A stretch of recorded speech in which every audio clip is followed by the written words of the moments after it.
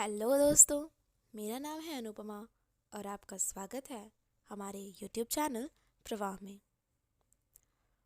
दोस्तों, आज की ये वीडियो हमारे भारत की राज व्यवस्था की वीडियो सीरीज़ की 5वीं वीडियो है और इस वीडियो में हम बात करेंगे संविधान की प्रमुख विशेषताओं की। तो आइए दोस्तों, शुरू करते हैं हमारी आज की ये वीडियो।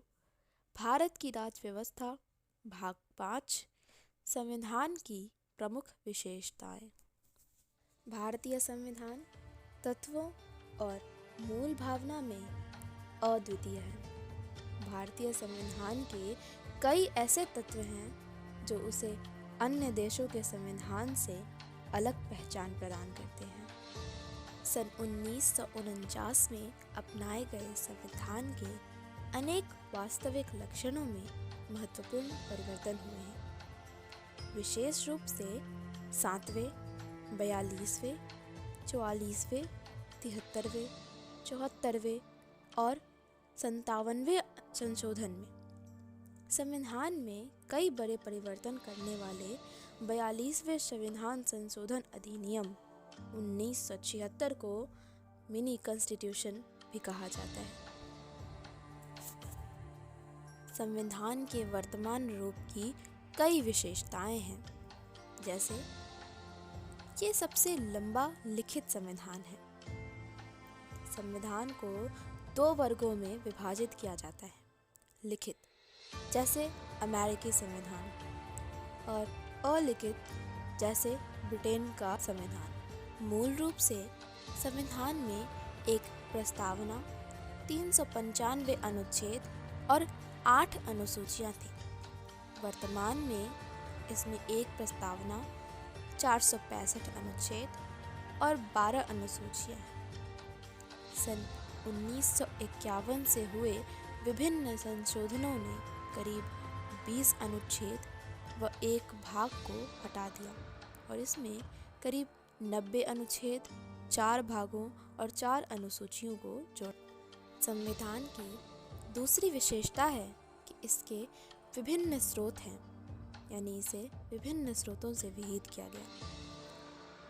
डॉक्टर अंबेडकर ने गर्व के साथ घोषणा की थी कि भारत के संविधान का निर्माण विश्व के विभिन्न संविधानों को छानने के बाद किया गया है।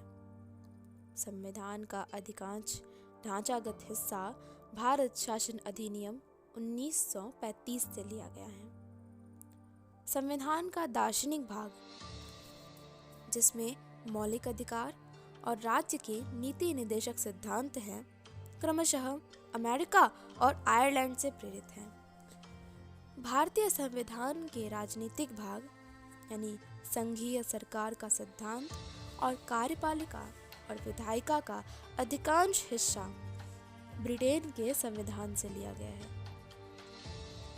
संविधान के अन्य प्रावधान कनाडा, ऑस्ट्रेलिया, जर्मनी, यूएसएसआर यानी अभी का रूस, फ्रांस, दक्षिण अफ्रीका, जापान इत्यादि देशों के संविधान से लिए गए हैं।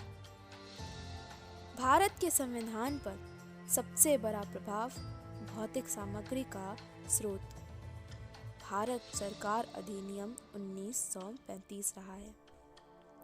संघीय व्यवस्था, न्यायपालिका, राज्यपाल, आपातकालीन अधिकार, लोक सेवा आयोग और अधिकतर प्रशासनिक विवरण इसी से लिए गए हैं। संविधान की तीसरी विशेषता है कि इसमें नम्यता और अनम्यता का समन्वय है। संविधानों को नम्यता और अनम्यता की दृष्टि से भी वर्गीकृत किया जाता है। कठोर या अनम्य संविधान उसे माना जाता है जिसमें संशोधन करने के लिए विशेष प्रकार की प्रक्रिया की आवश्यकता हो। लचीला या नम्य संविधान वह कहलाता है जिसमें संशोधन की प्रक्रिया वही हो जैसी किसी आम कानूनों के निर्माण की। इसके उदाहरण के लिए हम ब्रिटेन का संविधान दे सकते हैं। भारत का संविधान ना तो लचीला है और ना ही कठोर, बल्कि यह दोनों का मिला जुला रूप है। संविधान की चौथी विशेषता है कि ये इसका एकात्मकता की ओर झुकाव के साथ संघीय व्यवस्था है। भारत का संविधान संघीय सरकार की स्थापना करता है। इसमें संघ के सभी आम लक्षण विद्यमान हैं, जैसे दो सरकार, शक्तियों का विभाजन, लिखित संविधान, संविधान की सर्वोच्चता, संविधान की कठोरता, स्वतंत्र न्यायपालिका एवं द्विसदनीयता आदि। भारतीय संविधान में बड़ी संख्या में एकात्मकता और गैर संघीय लक्षण भी विद्यमान हैं, जैसे एक सशक्त केंद्र, एक संविधान, एकल नागरिकता, संविधान का लचीलापन, एकीकृत न्यायपालिका, केंद्र द्वारा राज्यपाल की नियुक्ति, अखिल भारतीय सेवाएं, आपातकालीन प्रावधान इत्यादि। फिर भी संविधान में कहीं भी संघीय शब्द का इस्तेमाल नहीं किया गया है। दूसरी ओर अनुच्छेद 1 में भारत का उल्लेख राज्यों के संघ के रूप में किया गया है। इसके दो अभिप्राय हैं। पहला, भारतीय संघ राज्यों के बीच हुए किसी समझौते का निष्कर्ष नहीं है, और दूसरा, किसी राज्य को संघ से अलग होने का अधिकार नहीं है। संविधान की पांचवी विशेषता सरकार का संसदीय रूप है। भारतीय संविधान ने अमेरिका की अध्यक्षीय प्रणाली की बजाय ब्रिटेन के संसदीय तंत्र को अपनाया है।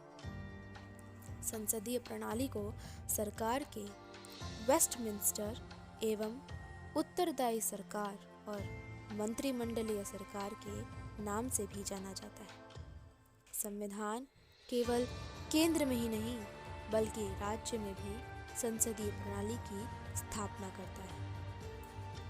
भारतीय संविधान की छठी विशेषता संसदीय संप्रभुता एवं न्यायिक सर्वोच्चता में समन्वय है। संसद की संप्रभुता का नियम ब्रिटिश संसद से जुड़ा हुआ है। न्यायपालिका की सर्वोच्चता का सिद्धांत अमेरिका के सर्वोच्च न्यायालय से लिया गया। भारतीय संविधान में विधि द्वारा स्थापित प्रक्रिया का प्रावधान है।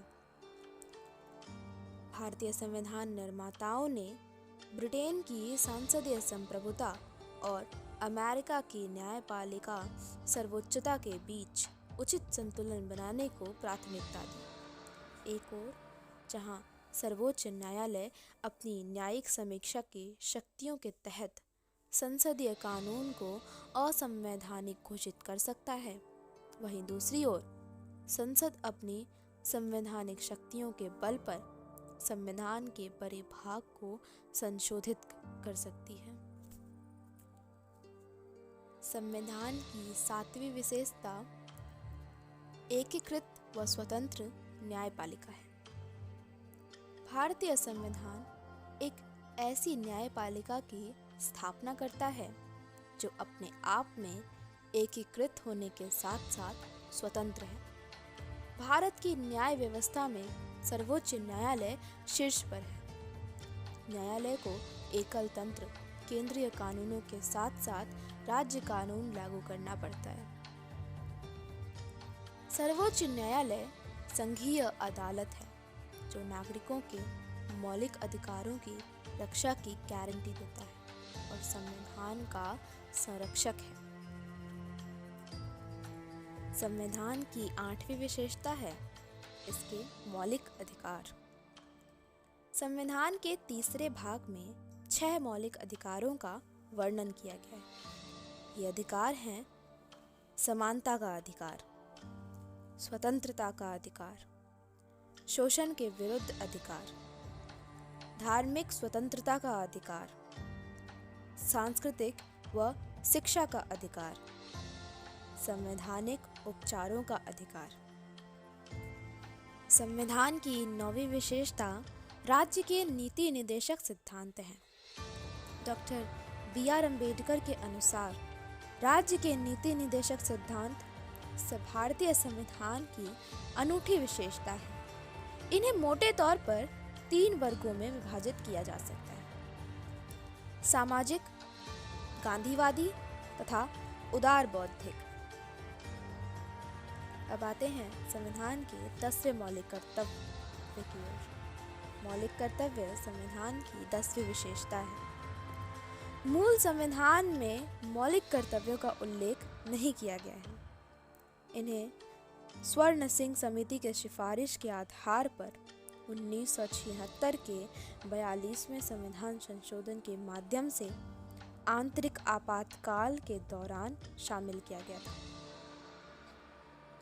संविधान के 4A भाग में एक मौलिक कर्तव्य का जिक्र किया गया है। इसके तहत प्रत्येक भारतीय का यह कर्तव्य होगा कि वह संविधान, राष्ट्रध्वज और राष्ट्रगान का आदर करे, राष्ट्र की संप्रभुता, एकता और अखंडता की रक्षा करे, सभी लोगों में आपसी भाईचारे की भावना का विकास करे।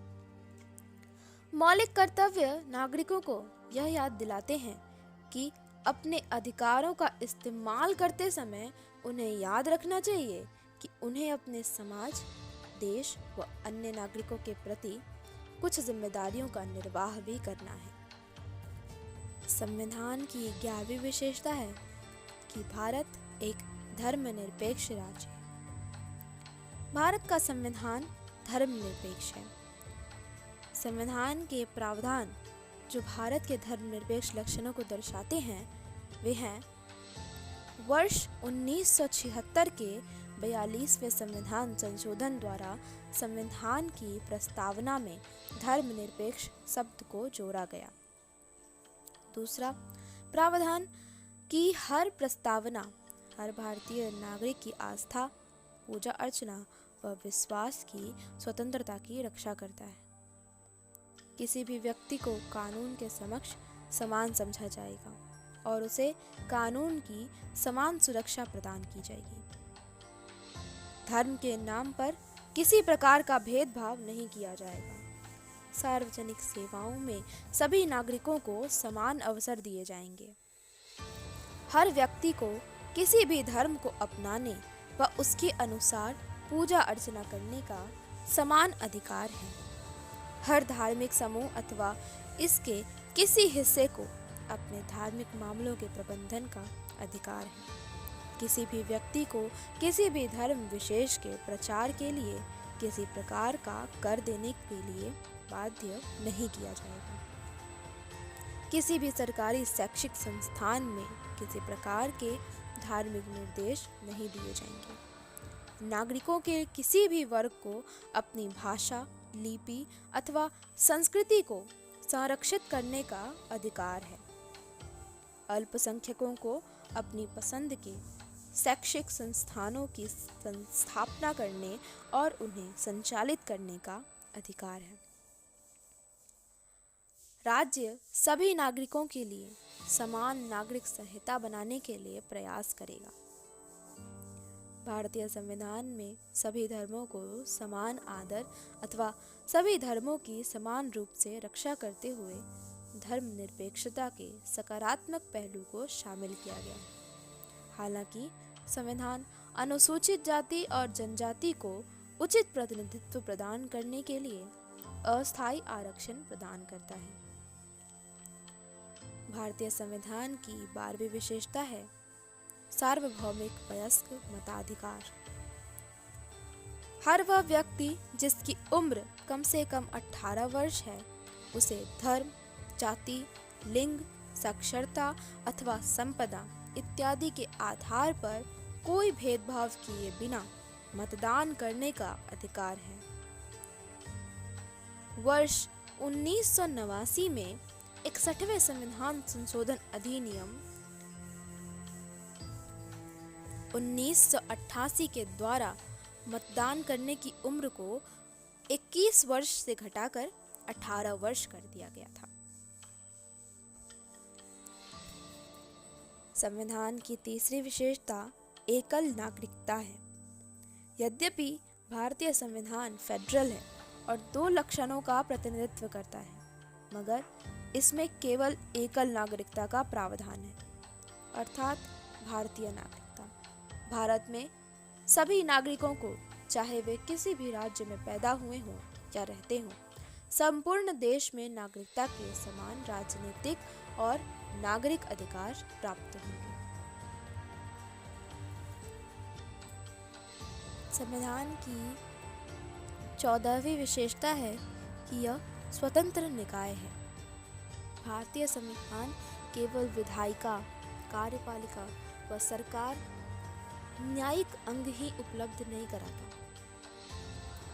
बल्कि यह कुछ स्वतंत्र निकायों की स्थापना भी करता है। इन्हें संविधान ने भारत सरकार के लोकतांत्रिक तंत्र के महत्वपूर्ण स्तंभों के रूप में परिकल्पित किया है। संविधान की 15वीं विशेषता है आपातकालीन प्रावधान।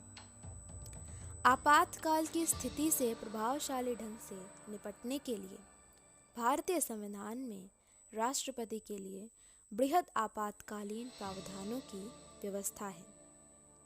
संविधान में 3 प्रकार के आपातकाल की विवेचना की गई है।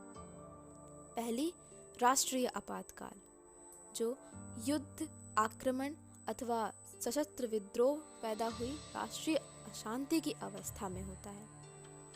दूसरा, राज्य में आपातकाल, राज्यों में संवैधानिक तंत्र की असफलता होने पर। तीसरा, वित्तीय आपातकाल, ये तब होता है जब भारत की वित्तीय स्थिति या प्रत्यय संकट में हो। आपातकाल के दौरान देश की पूरी सत्ता केंद्र सरकार के हाथों में आ जाती है। राज्य केंद्र के नियंत्रण में चले जाते हैं। इससे संविधान में संशोधन किए बगैर देश का ढांचा संघीय से एकात्मक हो जाता है। राजनीतिक तंत्र का संघीय से एकात्मक में परिवर्तन होना भारतीय संविधान की एक अद्वितीय विशेषता है। भारतीय संविधान की 16वीं विशेषता है कि यहाँ त्रिस्तरीय सरकार है। मूल रूप से अन्य संघीय संविधानों की तरह भारतीय संविधान में 2 स्तरीय राज व्यवस्था और संगठन के संबंध में प्रावधान तथा केंद्र एवं राज्यों की शक्तियां अंतर्विष्ट थीं। बाद में वर्ष 1992 में 73वें एवं 74वें संविधान संशोधन ने 3 स्तरीय सरकार का प्रावधान किया, जो विश्व के किसी और संविधान में नहीं है। भारतीय संविधान की 17वीं विशेषता ये है कि यहाँ सहकारी समितियां हैं। 97वें संविधान संशोधन अधिनियम 211 ने सहकारी समितियों को संवैधानिक दर्जा और संरक्षण प्रदान किया। इस संदर्भ में 3 परिवर्तन संविधान में इसने किए। पहला, इसने सहकारी समिति गठित करने के लिए अधिकार को मौलिक अधिकार बना दिया। दूसरा, इसने एक नया राज्य का नीति निदेशक तत्व जोड़ा सहकारी समितियों को प्रोत्साहन देने के लिए।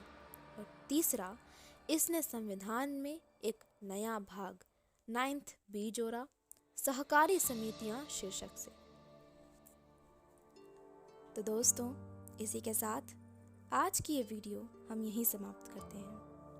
अगर आपको ये वीडियो पसंद आई हो तो लाइक करें, अपने दोस्तों को शेयर करें और चैनल को सब्सक्राइब करना ना भूलें। मिलती हूँ आपसे इस सीरीज़ की अगली वीडियो संविधान की प्रस्तावना के साथ। तब तक के लिए नमस्कार।